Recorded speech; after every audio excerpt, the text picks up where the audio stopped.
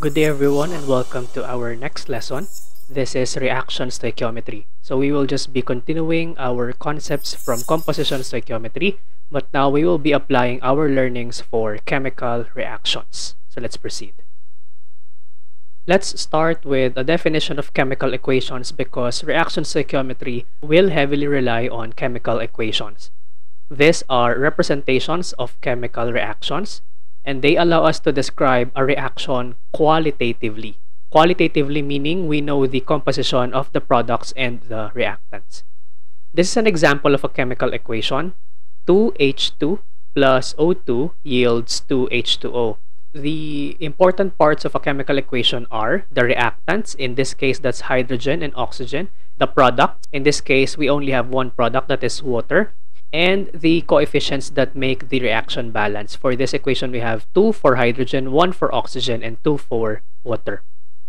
Chemical equations should first be balanced before they can be used for stoichiometry. So I'm sure that you have already encountered balancing chemical equations before. We will just be doing a quick review here. Let's try to balance these reactions. For the first one, we have methane, CH4, plus oxygen, O2, yields CO2, that's carbon dioxide, plus water or H2O. In balancing these kinds of reactions, all you have to do is to count the number of each element on the reactant side and on the product side. As a review, this is our reactant side, and these are our reactants, and this is our product side, and these are our products. So if this is your first time balancing chemical reactions, you might find it easier if you draw a line between the reactants and the products and list all of the elements that you see in the reaction. In this case, we only have 3 elements, that is carbon, hydrogen, and oxygen. Once you have listed all of the present elements in the chemical equation, simply count how many elements of each kind do you have in the reactant and in the product side. So let's start with carbon. So for carbon, you only have 1 in the reactant side, that comes from the CH4. For the product side, you also have 1 coming from the CO2. So that is balanced. We say that a chemical equation is balanced if you have the same number of elements in the reactant and in the product sides. Let's proceed with hydrogen. For the reactant side, you have 4 atoms of hydrogen coming from CH4. In the product side, you only have 2. Now the question is, how can you make the number of hydrogen atoms balanced in the reactant and in the product side? You can do it in 2 ways. The first way is you can lessen the number of hydrogen atoms in the reactant side. How do we do that? You can multiply a fraction to CH4. So if I multiply 1/2 to CH4, that means that the number of hydrogen would be 4 times 1/2, that's equal to 2. And that balances my hydrogen. However, it would be easier to go with your second option, which is to multiply the water on the product side to increase your number of hydrogen atoms. Remember, for balancing equations, you cannot add or subtract individual atoms to the chemical equations. You can only multiply coefficients. You can multiply whole number coefficients if you want to increase certain counts of atoms, or you can multiply fractions if you want to decrease certain types of atoms. So in this case, let's try multiplying water by 2. So by multiplying water by 2, that means that our hydrogen in the product side now becomes 4.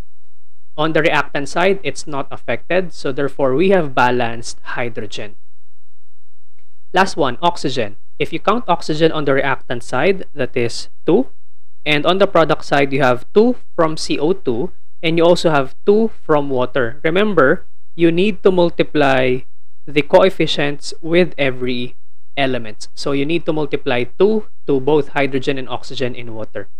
So therefore, oxygen in your product side is 4. Now, our oxygen is not yet balanced.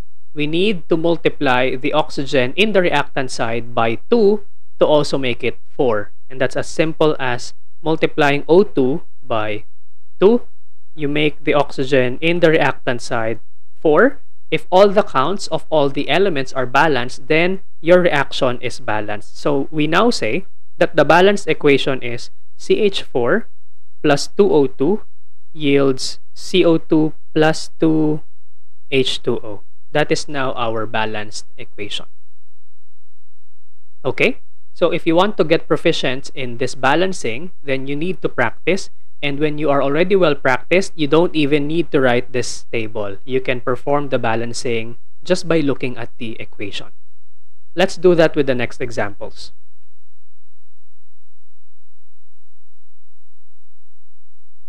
Our next example, KClO3 yields KCl plus O2. Okay, so how do we balance this? You first recognize what are your elements in the chemical equation. So again, we have three elements. That's potassium, or K. You have chlorine, Cl, and you also have oxygen. Let's start with potassium. So if you count the number of potassium in the reactant and in the product side, we find that they both have 1. So potassium is already balanced. It's 1 in the reactants, 1 in the product. Let's proceed with chlorine. There's also 1 chlorine in the reactants and 1 chlorine in the product. So we say that chlorine is also balanced. So that leaves us with oxygen. We have 3 oxygen atoms in the reactant and only 2 oxygen atoms in the product. So how do you balance this equation? Well, you have several options. One of your options is you can introduce fractions into this equation such that we will only multiply oxygen by a single fraction and the entire equation will already be balanced. So the question is, what can you multiply to 2 to make it equal to 3? So mathematically, we are saying that if I let the coefficient of oxygen to become x, so what we're really trying to do is, what can you multiply to 2 that becomes 2x such that the answer would be equal to 3? Why 3? Because you have 3 oxygen atoms in the reactant side. And this is a mathematical equation. You can solve for x and we get 3 halves. Let's check. If I multiply oxygen by 3 halves, will the equation be balanced? So we did not change the amount of potassium and chlorine. So there's still both 1 in the reactant and 1 in the product. For the oxygen in the reactant, you have 3. And for the oxygen in the product, you have 3 halves times 2, which is equal to 3. So this is a balanced equation. There is another route though. If you don't want to use fractions, you can multiply whole numbers to the other components of the chemical equation. So let's try to do that. Let's start with the unbalanced equation again. Let's see if we arrive with the same answer using a different method. Again, potassium and chlorine are both balanced. Oxygen is not yet balanced. What if I multiply KClO3 by 2? The purpose being, if you multiply 2 by 3, oxygen, you get 6, and 6 is an even number, and an even number of oxygen atoms makes it easier for us to balance it later. Okay? If I multiply KClO3 by 2, that means that I also need to multiply KCl by 2 to make the counts of potassium and chlorine balanced. Okay? Now for oxygen, on your reactant side, you have 6 atoms of oxygen. On the product side, you only have 2 atoms of oxygen. So what do you multiply to 2 to make it equal to 6? We simply multiply 2 by 3, and that makes oxygen balanced as well. Now, is this chemical equation the same as our previous equation? They're actually the same. If I multiply the entire second equation by 1/2, what do we get? We get KClO3 yields KCl plus 3 halves O2. And that's the same as our first equation. So you see, there are multiple methods on obtaining the same balanced equation. Okay, last one. We have P4 plus Cl2 yields PCl5. We only have 2 elements in this case, that's phosphorus and chlorine. Let's start first with phosphorus. So on the reactant side, you have 4 atoms of phosphorus. On the product side, you only have 1 atom of phosphorus. So how do we balance? We want to make the product side equal to 4, so we simply multiply this by 4. However, if I multiply the PCl5 on the product side with 4, I not only change the number of phosphorus, but I also change the number of chlorine atoms. So on the product side, we now have 20 chlorine atoms. That is 4 times 5. Okay, so you have 20 chlorine atoms on the product side. On the reactant side, you only have 2. So what can you multiply to 2 to make it equal to 20? You simply multiply it by 10. So let's check. Phosphorus, you have 4 in the reactants, 4 in the products. For chlorine, you have 20 in the reactants. You also have 20 in the product. So this equation is balanced. Okay? If you cannot keep up with this type of balancing, then you can do the old school method of listing every element in the reactant and in the product side. Okay? You just need more practice with this. Let's proceed. Now that we know how to balance equations, we now need to interpret what are those numbers in the balance equation trying to tell us. Now remember that the purpose of the balance equation is to provide us with quantitative relationships between the components of a chemical reaction. Let's take this example. We have the balanced equation 2 sodium plus chlorine yields 2 sodium chloride. So to make sure that it's balanced, you simply count. You have 2 atoms of sodium in the reactant and 2 atoms of sodium in the product. For chlorine as well, you have 2 in the reactant and 2 in the product. How do we derive relationships coming from this balanced equation? You simply have to list equivalencies, or we have to list ratios. So let me show you how. Again, our balance equation, that's 2Na plus Cl2 yields 2NaCl. So what does this mean? This means that 2 moles of sodium is equivalent to 1 mole of chlorine is also equivalent to 2 moles of sodium chloride. So if you are running a chemical reaction, that means that if I get 2 moles of sodium and I combine that with 1 mole of chlorine gas, I can get 2 moles of sodium chloride. Okay? Now this gives us more use if we are writing it as a ratio, because in stoichiometry, it's all about using ratios. So we can write ratios such that 2 moles of sodium is to 1 mole of Cl2. That's one ratio we can use. Or we can also use 2 moles of sodium equivalent to 2 moles of sodium chloride. That's also valid. Or you can use 1 mole of Cl2 is to 2 moles of sodium chloride. All of these are equivalent ratios which you can use in reaction stoichiometry. Okay? You can even use them inverted. So we can have 1 mole of Cl2 is to 2 moles of sodium depending on the need. Okay? How do we vary this ratio depending on the need? Let me give you an example. Let's say, for example, that I give you the number of moles of sodium. So let's say, for example, this is given. This is X number of moles of sodium. And I want you to convert that to the number of moles of sodium chloride. Now, this is only possible if we are talking of a chemical reaction because the substance is changing. So you have sodium. You want to change that to sodium chloride. Okay, again, I repeat, this is only possible in a chemical reaction. So if this is the case, if X number of moles of sodium is your given, how do we convert that to the number of moles of sodium chloride? You simply choose the correct ratio coming from your balanced equation. So we will be multiplying this amount with a ratio. So you have already learned this in composition stoichiometry.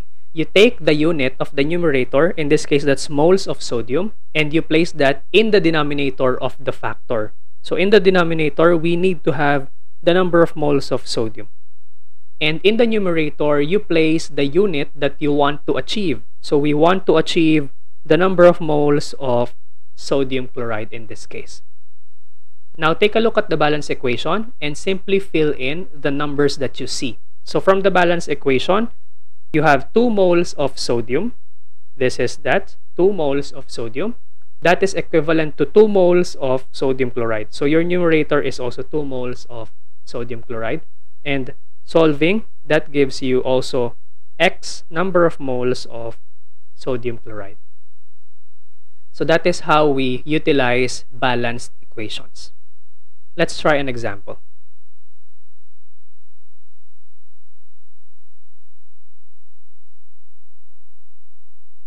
Let's solve the first one. The thermite reaction is depicted with this reaction. Fe2O3 plus aluminum yields aluminum oxide plus Fe. So let me first write the given. The question is, if 25 grams of Fe2O3 was mixed with a large amount of aluminum, how much Fe would be produced? So this is our equation. It was stated in the problem that you have 25 grams of Fe2O3. You have a large amount of aluminum, meaning aluminum is present in excess, which we will tackle later. We want to find out how much iron can you produce. First, take a look at your chemical equation and make sure that it's balanced. If it is not yet balanced, then you balance the equation. So let's see. Let's count iron. Iron in the reactant side, you have 2. Iron in the product side, you have 1. So we need to multiply the iron in the product side by 2 to make it a balanced equation. Next, we have aluminum. How many aluminum is in your reactant side? It's 1. And how many aluminum is in your product side? That's 2. It's not yet balanced, so you multiply aluminum on the reactant side by 2 to make it balanced. Last one is oxygen. You have 3 oxygen in the reactant. You also have 3 oxygen atoms in the product, so oxygen is balanced. Therefore, we now have a balanced equation. Now you can proceed with the stoichiometry. Okay, one thing that you need to remember in stoichiometry is that you cannot proceed with the reaction stoichiometry with grams as your given. You first need to convert the grams to moles before you can proceed with the reaction stoichiometry. The conversion of grams to moles was already tackled in our previous lesson, so if you're still confused with that, you can go back and watch that lesson. So for this problem, here's our plan. We first get the given, which is 25 grams of Fe2O3. Again, as I've said, you cannot use grams in reaction stoichiometry, so I need to convert this first into the number of moles of Fe2O3. Now, what do we use when we are converting from grams to moles and vice versa? We use the molecular weight of the compound. In this case, we are going to need the molecular weight of Fe2O3. Next, the problem requires us to convert the amount of Fe2O3 to the amount of Fe. So therefore, from the number of moles of Fe2O3, we can now convert this to the number of moles of Fe using the balanced equation. And by using the balanced equation, we are practicing reaction stoichiometry. Okay? So we have a 2-step process, but we are just going to do that in one straight calculation. If you have a 2-step process like this, that means that you have 2 factors that you need to figure out. The first factor, or the first conversion factor, is the molecular weight of Fe2O3. The second factor is the coefficients coming from the balanced equation. Let's first determine the molecular weight of Fe2O3. Here we have again our periodic table. So let's first list the molecular weights of iron and oxygen, then we can compute for the molecular weight of Fe2O3. For iron, we have this value, 55.845, and for oxygen, we have 15.999. You can also round off these values. No, it would have just a little effect on the final answer, but otherwise you will be very, very close. So you can use 16 grams per moles for the molecular weight of oxygen, and you can use 55.85 for the molecular weight of iron. Okay, so using this data, we can compute for the molecular weight of Fe2O3. That is simply 2 times the molecular weight of iron plus 3 times the molecular weight of oxygen. So let's compute. We have 55.845 times 2 for iron, plus for oxygen, 15.999 times 3. So the molecular weight of Fe2O3 is 159.687.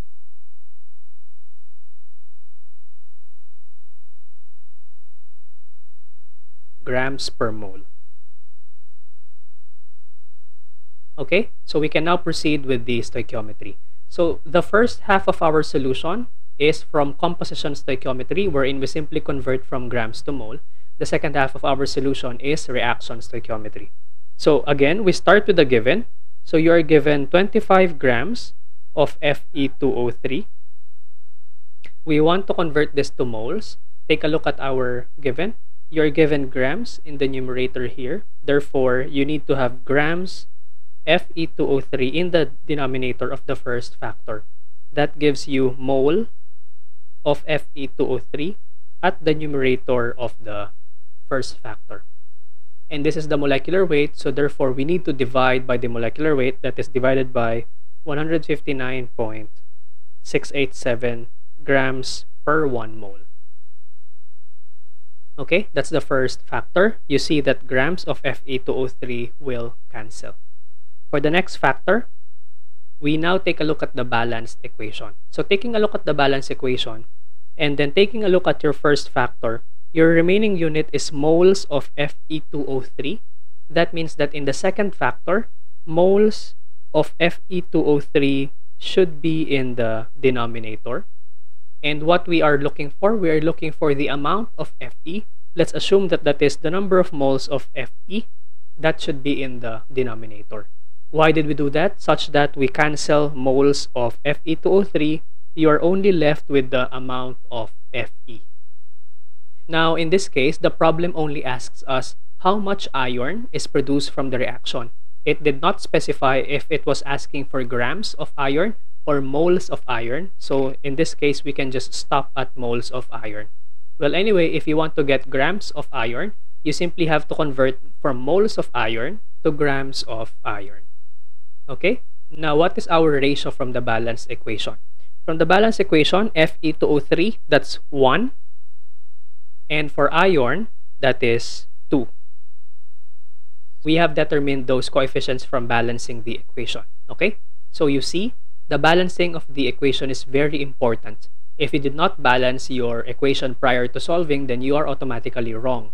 Now you can solve this equation. So we start with 25 grams. We divide by the molecular weight 159.687 and you multiply by 2. This is the number of moles of iron produced, 0.313 moles of Fe. We retain 3 significant figures because our given 25.0 grams is 3 significant figures. Okay, so that is how we apply a combination of composition and reaction stoichiometry to problems.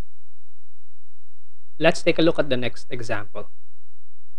In the combustion of propane, that's C3H8, it reacts with oxygen gas and produces carbon dioxide and water.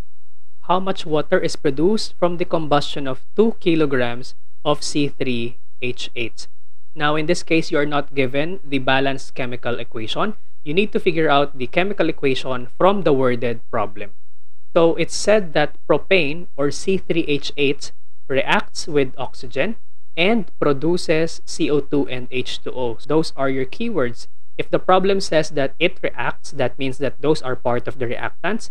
And if the problem says that it produces, then those are part of the product. So let's write the given.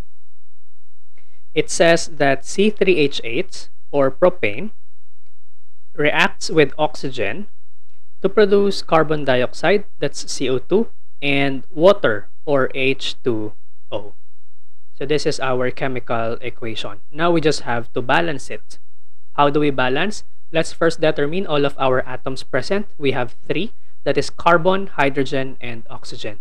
Let's first balance carbon. In the reactant side, you have 3 atoms of carbon. That is C3. Okay? In the product side, it's only 1 coming from CO2. So how do we balance that? We multiply CO2 by 3 such that our carbon is now 3 on both sides. So carbon is now balanced. Next is hydrogen. In the reactant side, you have 8 atoms of hydrogen coming from C3H8. And on the product side, you only have 2 coming from H2O. So how do we balance that? What do you multiply to 2 to make it equal to 8? We multiply 4. Such that you also have 8 hydrogen in the product side. Okay? Final one, oxygen. You only have 2 oxygen on the reactant side And how many on the product side? That is 3 times 2 from CO2, that's 6, plus 4 from water, that is 10. So we have 10 atoms of oxygen on the product side. What do you multiply to 2 to make it equal to 10? We multiply it by 5. So this is now our balanced equation. Okay? Do not proceed with your calculations unless your chemical equation is balanced. So we are given 2 kilograms of C3H8. And what's it asking for? The problem is asking us to determine how much water is produced coming from the 2 kilograms of C3H8. Okay, so we want to convert from C3H8 to water. We simply follow our approach from the previous problem, wherein from the kilograms of C3H8, which is our given, we want to convert this to the number of moles of C3H8 using its molecular weight. And then now we can use reaction stoichiometry to convert from number of moles of C3H8 to number of moles of H2O. The problem is just asking us for the amount of water produced with no specifics, if it's asking for moles or if it's asking for grams. So in here, we can stop with the number of moles of water. But in our exams, you will be given specific instructions on what unit should you have on your final answer. So for our first step, from kilograms of C3H8 to the number of moles of C3H8, what conversion factor are we going to use? We simply need the molecular weight of C3H8 because we're simply converting from grams to mole, or from kilograms to mole. For the second step, we are now converting from mole of C3H8 to mole of water, so we are changing our species. This pertains to the chemical reaction. Therefore, we need the coefficients of the balanced equation for the second step. Okay, so this is the same process as with our previous example. Let's first determine the molecular weight of C3H8. The molecular weight of carbon is 12.011. You multiply that by 3. Plus the molecular weight of hydrogen is 1.008. We multiply that by 8. The molecular weight of propane is 44.097 grams per mole. We can now use this for our conversion. Okay, let's begin the conversion. Now you are given 2 kilograms of C3H8. If you take a look at the unit for your molecular weight, that is grams per mole. It's not kilograms per mole. So it would be wise if we simply convert kilograms to grams before proceeding.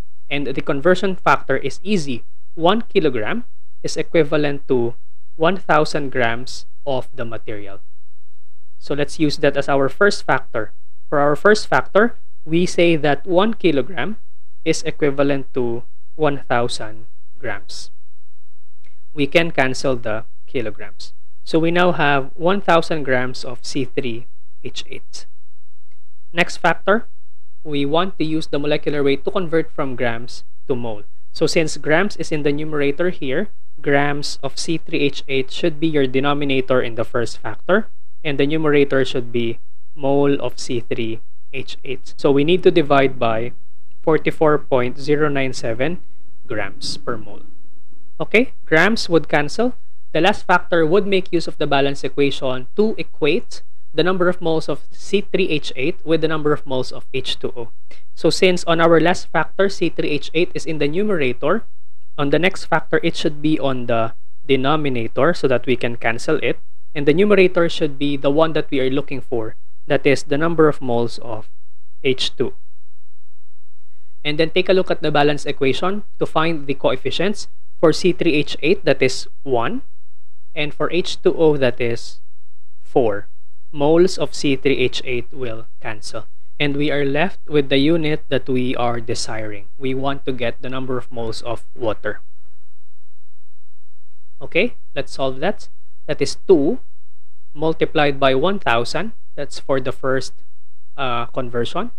And we divide by the molecular weight 44.097 for the second factor. And for the last factor, we multiply by 4. So our answer is 181 moles of H2O. We retain 3 significant figures because the given is 3 significant figures. I will be releasing a separate video to show you other examples for this topic. Okay, let's have the last example. The Haber process produces ammonia by combining nitrogen and hydrogen gas at high pressures and temperatures. The limiting reactant is nitrogen. If 100 kilograms of ammonia is required, how much nitrogen should we use? So this is another example of a worded problem wherein you're not given the chemical equation and we have to decipher the chemical equation from the problem. So the problem stated that you produced ammonia. That means that NH3 is your product. The problem also mentioned what did it use to produce your ammonia. It says that you used nitrogen gas and hydrogen gas.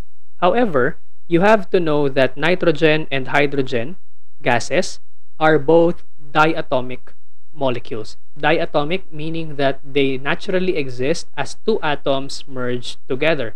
Now, just a side topic, we have a list of 7 diatomic elements, meaning at their natural state they are diatomic, so that you will not forget. Because in worded problems like this, you need to know which elements are diatomic and which elements are not. So here are the 7 diatomic elements: hydrogen, nitrogen, fluorine, oxygen, iodine, chlorine, and bromine. So how do you remember this list of the 7 diatomic elements? We have a mnemonic. Pay attention. Have no fear on ice cold beer. That is our mnemonic. Okay? Just remember, have no fear on ice cold beer. That is our mnemonic for the naturally occurring diatomic elements. Okay? That's why in this problem, when it mentioned that we use nitrogen gas and hydrogen gas, we don't use N only, we don't use H only. Okay, that's wrong. We need to use the diatomic forms N2 and H2. Okay, now moving on. So what do we do with this? First, we balance the equation. So we only have 2 atoms here, that's nitrogen and hydrogen. If you count the number of nitrogen from the reactant side, you have 2. On the product side, you only have 1. So we multiply the product by 2 such that nitrogen will be balanced. Next is hydrogen. On the product side, you have 6 hydrogen. That is 2 times 3. So what can you multiply to 2 to make it equal to 6? We multiply it by 3. So this is now our balanced equation. So this is a reverse calculation wherein you are given the product. You are given 100 kilograms of ammonia, and we want to know how much nitrogen is required. Let's first write that the limiting reactant here is nitrogen, and then perform stoichiometry as we have learned. What is our plan here? So our plan is start from the given 100 kilograms of ammonia. First, of course, we want to convert this to grams, just as what we did to the previous problem. We want to convert grams of ammonia to the number of moles of ammonia, because again, we cannot use grams in our stoichiometry. Now, what do we use to convert from grams to moles? We use the molecular weight of ammonia. Now that we have the number of moles of ammonia, we can convert that to the number of moles of nitrogen using the balanced equation. And that is our process. From the mass of ammonia, convert that to moles of ammonia, and then from moles of ammonia, convert that to moles of nitrogen gas. Okay, let's first determine the molecular weight of ammonia. The molecular weight of nitrogen is 14.007 plus hydrogen 1.008 times 3. That is 17.031 grams per mole. Now we can proceed with our calculation. You start with the given 100 kilograms of ammonia. Again, just as what we did from the last example, we want to convert this first to grams. So 1 kilogram is equivalent to 1,000 grams of ammonia. Okay, first factor is the molecular weight. So again, grams in the numerator here. So in your factor, grams of ammonia should be in the denominator and moles of ammonia in the numerator. So effectively, we are dividing by the molecular weight of 17.031. Next factor, we take a look at the balanced equation. So moles of ammonia should be in the denominator, while the one that we are looking for, moles of nitrogen, should be in the numerator. So from the balanced equation, you have 2 moles of ammonia equivalent to 1 mole of nitrogen gas. Take a look at the cancellation of units. So kilograms cancel, grams cancel, moles cancel. Calculating, this is 100 times 1000 divided by 17.031 divided by 2. Our answer, we can only keep 3 significant figures, assuming that the 2 zeros in 100 are significant. So our answer is 2,940 moles of nitrogen, assuming that the 0 here is not significant. Okay, so that is how we perform stoichiometry. Let's proceed. Now let's dive into the concept of the limiting reactant, since we have already introduced it. Not all reactions totally exhaust their reactants. So consider this reaction here. We have one of our previous example, no? That's C3H8 plus O2 yields CO2 plus H2O. So let's balance that first. C3H8 plus O2 yields CO2 plus H2O. To balance, we multiply CO2 by 3. We multiply H2O by 4. And then oxygen, we have 10 on the product side. So we multiply the reactants by 5. Okay, let's go back. If we start with 1 mole each of C3H8 and O2, how much CO2 would be formed? Okay, let's try to solve that first. The problem says that what if we start with 1 mole of C3H8 and 1 mole of O2, how much CO2 can we form? Okay, let's perform some quick stoichiometry. Let's start with 1 mole of C3H8. Now, this is a straightforward conversion because we already have balanced our equation. So in the denominator, we need moles of C3H8. In the numerator, we have moles of CO2 because that is our unknown. Now, based on the balanced equation, 1 mole of C3H8 is equivalent to 3 moles of O2. Therefore, we can form 3 moles of CO2. What happens if we start with 1 mole of O2? We need to have moles of O2 in the denominator and moles of CO2 in the numerator because, again, that is our unknown. So, based on the balanced equation, for every 5 moles of O2, there are 3 moles of CO2. That means that we have 3/5 moles of CO2 if we start with 1 mole of CO2. Now, take note that we have 2 answers, this one and this one. The question is, which of this is the correct answer? Because we can only have one correct answer. We have the higher answer, 3 moles, and we have the smaller answer, 3/5 of a mole. Now, the correct answer here is the smaller one. The 3/5 of a mole CO2 and the 3 moles CO2 is wrong. Now, why is that? That is because of the concept of the limiting reactants. That entails that one of your reactants would be the first one to be consumed, and when one of your reactants is fully consumed, the reaction will stop and you cannot get more than what the limiting reactant can produce. Let me discuss the concept of the limiting reactant with a simple example. Imagine that you're having a party and you are serving hot dog sandwiches. How do you make a hot dog sandwich? For a hot dog sandwich, of course, you need your hot dog and you need a hot dog bun. And if you combine those, you get a hot dog sandwich. Okay? In terms of a chemical equation, this is 1 hot dog plus 1 bun would give you 1 hot dog sandwich. The rule is you cannot place 2 hot dogs on 1 bun. You cannot do that. And you also cannot place half of a hot dog to 1 bun because someone would get angry. So it's always one hot dog plus one bun would give you one hot dog sandwich. So what if you start with 20 hot dogs and you combine that with 20 buns? What do we get? Of course, we get 20 of the hot dog sandwich. So that's fine because it's 1:1 and 20:20 when reduced becomes 1:1.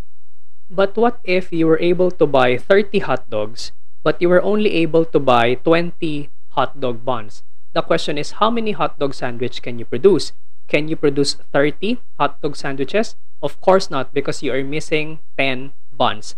That means that you can only produce 20 hot dog sandwich. And we say that in this case, your bun is the limiting reactant because that's the first reactant to become exhausted. And your hot dog in here is called the excess reactant because when you have already exhausted your hot dog buns, you would still be left with 10 hot dogs in this case. Okay? I hope this simple example makes sense to you. We can also reverse this and let's say that we only have 5 hot dogs but we have 10 hot dog buns. So how many hot dog sandwiches can we produce? Of course, we cannot produce 10 hot dog sandwiches because you will be lacking 5 hot dogs. The answer here is you can only produce 5 hot dog sandwiches. Your hot dogs in this case is the limiting reactant and the bun is now your excess reactant. So that is a simple explanation of the concept of the limiting reactants. Now, when you are solving for problems involving chemical equations, you just go back to this example so that you will be reminded of the concept of the limiting reactants. Okay, let's go back. Let's solve this example. Sodium violently reacts with water to form sodium hydroxide and hydrogen gas. If 3.4 grams of sodium is reacted with 20 grams of H2O, which is the limiting reactant, and how much sodium hydroxide would be produced? Again, this is a worded problem, so we have to convert it to a chemical reaction. Sodium reacts with water. That means that sodium and water are our reactants to form, that is your keyword for products, sodium hydroxide and hydrogen gas. So we can write that as sodium reacts with water to form sodium hydroxide and hydrogen gas. So you have to review your nomenclature for you to be able to convert the names of the compounds to their chemical formula. Okay? And then the problem states that we have 3.4 grams of sodium and then 20 grams of water. Okay, before we proceed, let's first balance our equation. We have 3 elements here, sodium, hydrogen, and oxygen. Let's take a look at sodium. So sodium is already balanced. You have 1 in the product and 1 in the reactants. Next is hydrogen. You have 2 in the reactants and you have 3 in the product. So how do we deal with that? One thing that we can do so that we will no longer affect the coefficients of the other compounds is to simply multiply your H2 with 1/2. So what does that accomplish? That makes the total number of hydrogen in your product 2. That is 1 from the sodium hydroxide and 1 from hydrogen. That's balanced with the amount of hydrogen in the reactant side. Okay? If you don't want this balanced equation, you can multiply the entire equation by 2. We can have 2Na plus 2H2O yields 2NaOH plus 1 hydrogen or 1H2. Okay? You can use either of these 2 equations, but let's use the first equation. The problem is asking us which of the 2 reactants is the limiting reactants and how much sodium hydroxide can we produce. Our approach here would be to determine the amount of sodium hydroxide using both of the reactants, and whichever gets the lower amount of sodium hydroxide, then that is our limiting reactant. Okay, let's start with sodium. So we have 3.4 grams of sodium. Now remember, we are given grams of sodium. We cannot use grams in stoichiometry, so we have to convert grams to moles using the molecular weight of sodium. So let's look for the molecular weight of sodium. Okay, the molecular weight of sodium is 22.99. So we can divide this by the molecular weight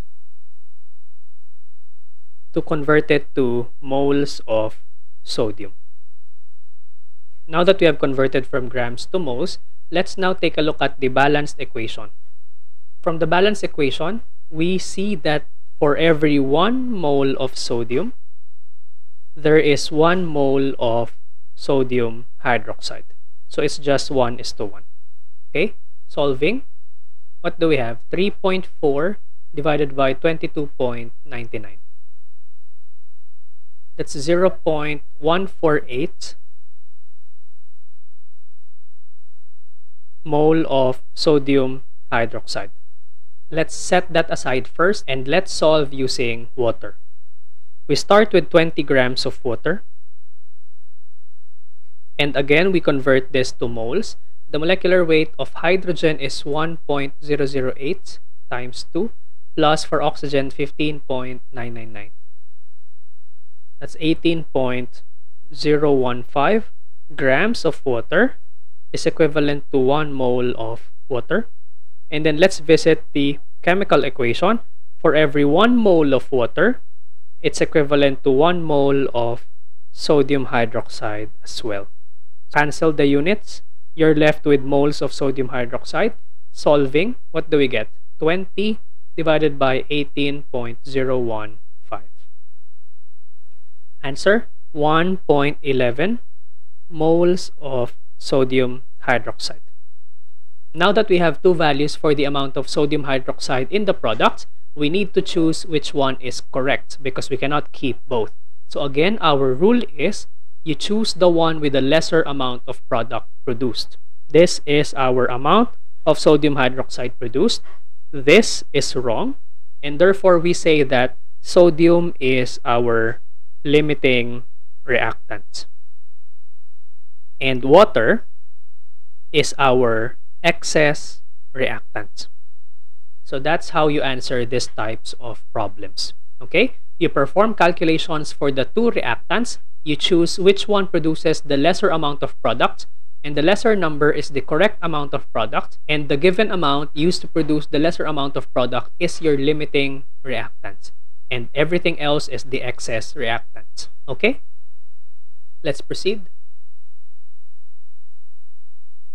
Let's discuss the concept of percent yield. So percent yield is normally being used to compare the theoretical yield with the actual yield obtained from an actual experiment. The main principle behind determining the percent yield is that not all reactions go to completion, or sometimes reactions can go to completion but we cannot recover all of the products. The percent yield can be used to quantify the completeness of the reaction. And this is our formula. The percent yield is equal to actual yield over theoretical yield. Now, just some notes. The actual yield in this case would be the actual amount of the substance that was recovered through an experiment. So the only way for you to have a value of the actual yield is that if you perform the experiments and you actually measured the amount of the product. While the theoretical yield is the amount of the product that was computed from stoichiometry. That's why it's theoretical, because it's from our calculations. Okay?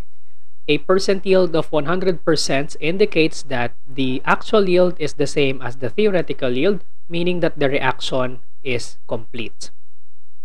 Okay, let's try to solve this example. Determine the percent yield if 5 grams of sodium hydroxide is recovered from the previous reaction. From our previous example, our given equation is sodium plus H2O yields NaOH plus H2. To balance the equation, that's multiply H2 by 1/2.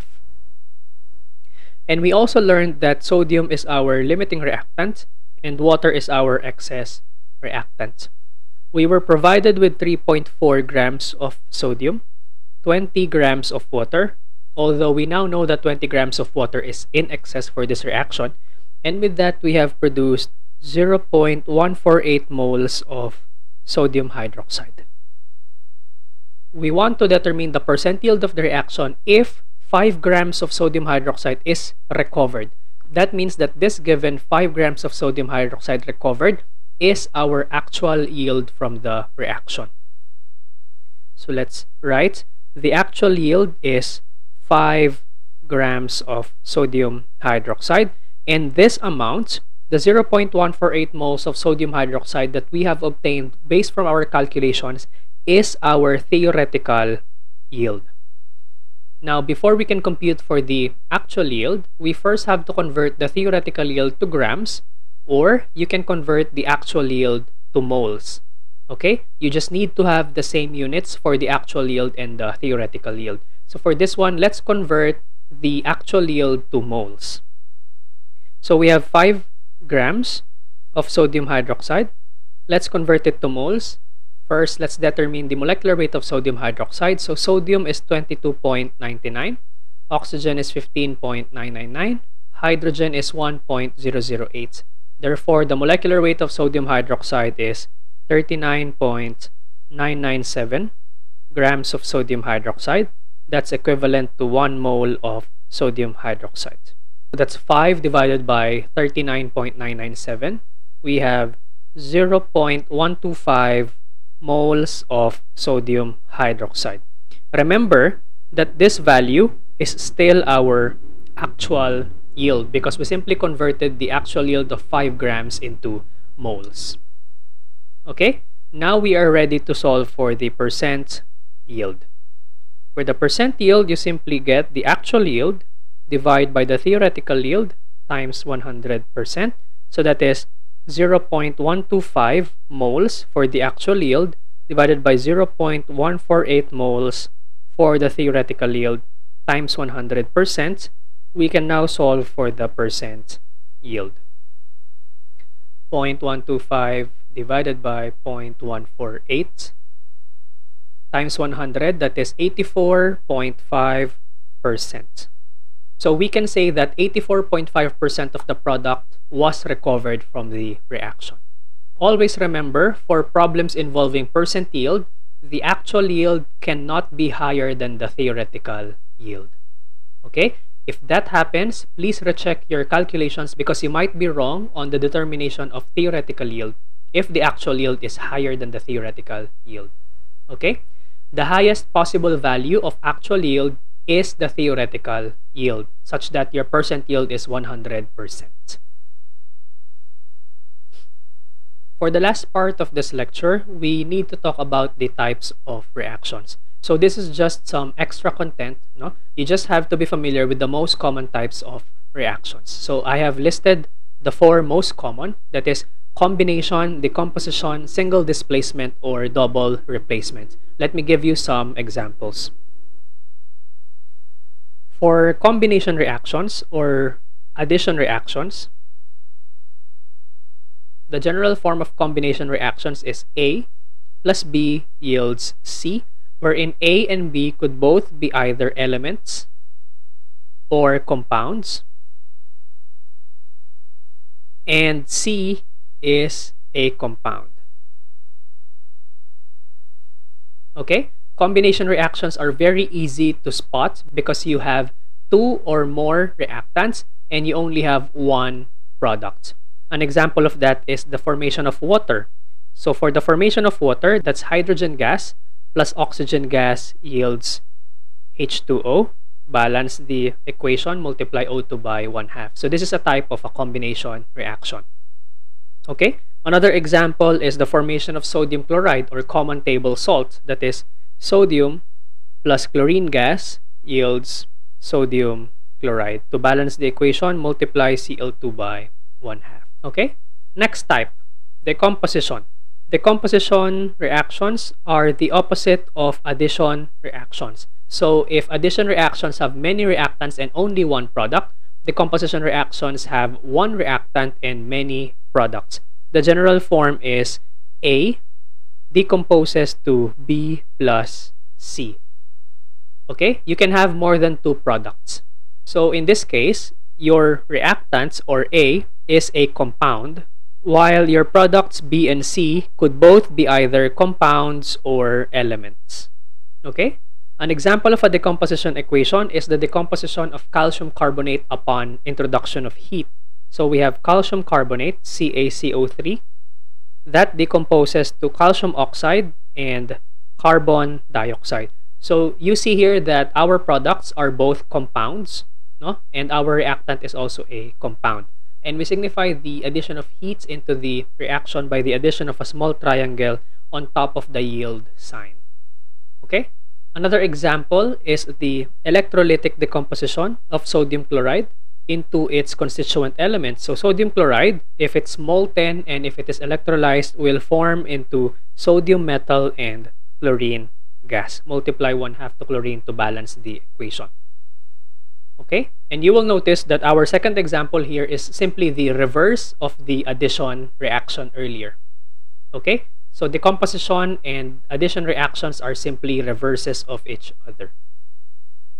Next equation, single displacement. For single displacement reactions, we have the general form of A plus BC yields AB plus C. So what's happening here is A is replacing C as the partner of B. So it's like one is displacing the other in the compound. Okay? So A could be an element, it could also be an ion, and BC needs to be a compound. So let me give you an example of a single displacement reaction.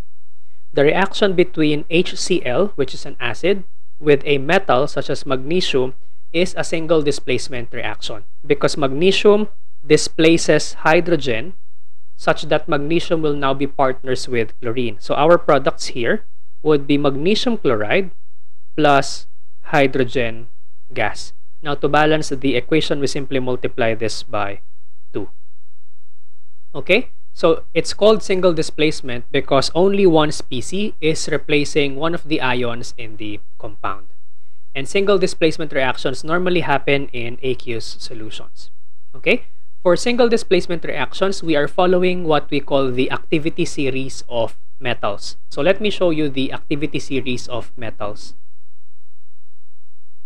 Okay, this is an example of an activity series. So the way on how we read this activity series is that metals or elements at the bottom are less reactive and metals at the top are more reactive.